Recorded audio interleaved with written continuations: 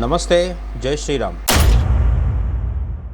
1990లో జరిగిన Kashmiri Pandit nurse Sarala Bhatt kidnap అలాగే హత్య కేసులో 36 ఏళ్ల సుదీర్ఘ నిరీక్షణ తర్వాత Jammu Kashmir state investigation agency SIA కీలక ఛార్జ్ షీట్ దాఖలు చేసింది. 36 ఏళ్ల కిందట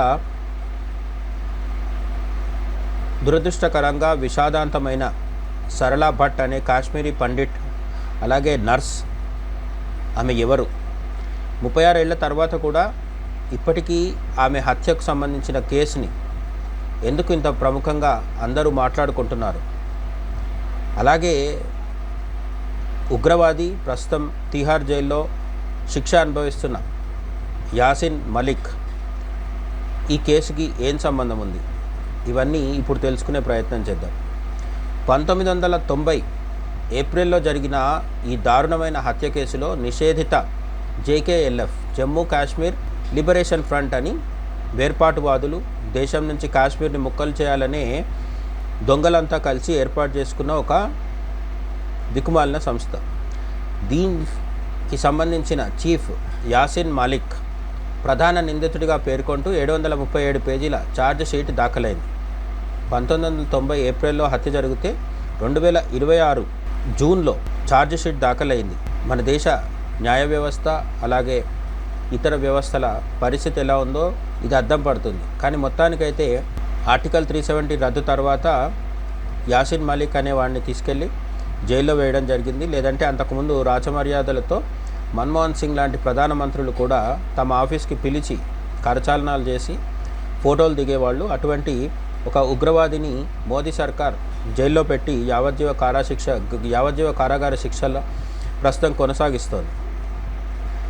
అతడే ఈ కేసులో కూడా లైఫ్ సెంటెన్స్ పడింది. వేరే కేసులో ఇప్పుడు సరళా భట్ కేసులో కూడా ఈ యాసిన్ మలిక్ని పేరును చేరుస్తూ మరికొంతమంది పేరు చేరుస్తూ FIR ఛార్జ్ షీట్ దాఖలు చేయడం జరిగింది.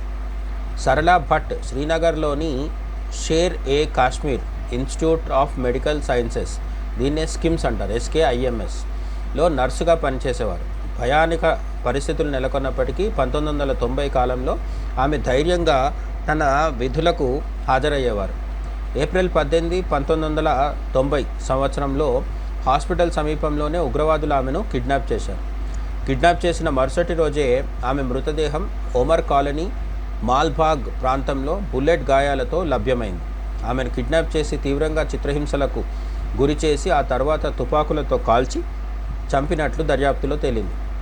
ఆమెను ముఖ్బీర్ అంటే ఇన్ఫార్మర్ అని ముద్ర వేసి ఉగ్రవాదులు తమ ఉనికిని చాటుకునే ప్రయత్నం చేశారు. ఈ ఛార్జ్షీట్లో యాసిన్ మలిక్తో పాటు ఖుర్షీద్ అహ్మద్ చల్కు, అబ్దుల్ హమీద్ షేక్, మహమ్మద్ యూసుఫ్ సోఫీ, గులాం మహమ్మద్ తప్లు పేర్లు ఉన్నాయి. వీళ్ళంతా 1990 కాలపు ఉగ్రవాద మూక. జనాల్ని చంపడం, కాశ్మీరీ పండిట్లలో భయాన్ని కలిగించి కాశ్మీర్ వదిలిపెట్టి వెళ్ళేలాగా చేయడం వీళ్ళ పని. దీనికి వీళ్ళు పెట్టుకున్న దుకాణం పేరే JKLF Jammu Kashmir liberation front. నిందితుల్లో అబ్దుల్ హమీద్ షేక్, మహమ్మద్ యూసుఫ్ సోఫీ, గులాం మహమ్మద్ తప్లు ఇప్పటికే మరణించారు. ప్రధాన నిందితుడు యాసిన్ మాలిక్ ఇప్పటికే మరో టెర్రర్ ఫండింగ్ కేసులో తిహార్ జైల్లో జీవిత ఖైదు అనుభవిస్తున్నాడు. షూటింగ్ చేసినట్లు భావిస్తున్న ఖుర్షీద్ అహ్మద్ చల్కు పాకిస్తాన్ ఆక్రమిత కాశ్మీర్కు పారిపోయినట్లు దర్యాప్తులో వెల్లడైంది. 2024 మార్చిలో ఈ కేసును SIAకు స్పెషల్ ఇన్వెస్టిగేటివ్ ఏజెన్సీకి బదిలీ చేయడంతో దర్యాప్తు వేగం పుంజుకుంది. పాత రికార్డులు, ఫోరెన్సిక్, బాలిస్టిక్ అలాగే ఎలక్ట్రానిక్ ఆధారాలను సేకరించి ఈ ఛార్జ్షీట్ తయారు చేశారు. ఇది కేవలం ఒక హత్య మాత్రమే కాదు, కాశ్మీరీ పండిట్లను లోయ నుండి పారద్రోలేందుకు జరిగిన పెద్ద కుట్రలో భాగమని SIA స్పష్టం చేసింది.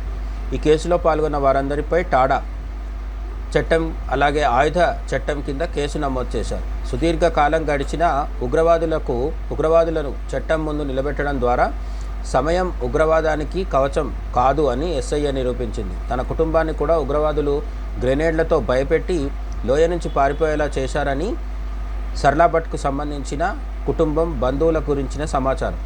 ఎంతో కాలంగా సాగుతున్న ఈ పోరాటంలో ఇది ఒక చారిత్రాత్మక మైలురాయి అని పోలీసులు పేర్కొన్నారు. కాశ్మీరీ పండిట్లపై జరిగిన ఆకృత్యాలకు న్యాయం జరగాలనే ఆకాంక్షను ఈ ఛార్జ్షీట్ ఒక పెద్ద అడుగు. ఆ దిశగా ఇది ఛార్జ్షీట్ అనేది ఒక పెద్ద అడుగు. బాధితులకు న్యాయం దక్కే వరకు తాము వెనుకడుగు వేసేది లేదని ఈ చర్య భారత్ తరఫున స్పష్టం చేసింది. 36 ఏళ్ల తర్వాత అయినా సరళ భట్ హత్య కేసులో ఛార్జ్షీట్ దాఖలు కావడం ఒక చారిత్రాత్మక పరిణామం. దశాబ్దాలుగా కాశ్మీర్లో జరిగిన హిందూ వ్యతిరేక ఊచకోతకు, పండిట్ల నిర్వాసిత జీవితాలకు ఈ కేసు ఒక చిహ్నం.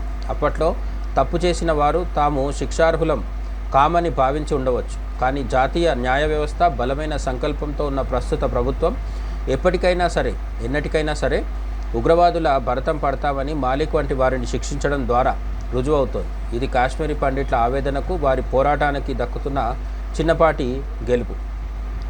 దీనిపై మీరేమనుకుంటున్నారో కామెంట్స్లో చెప్పండి. జై హింద్.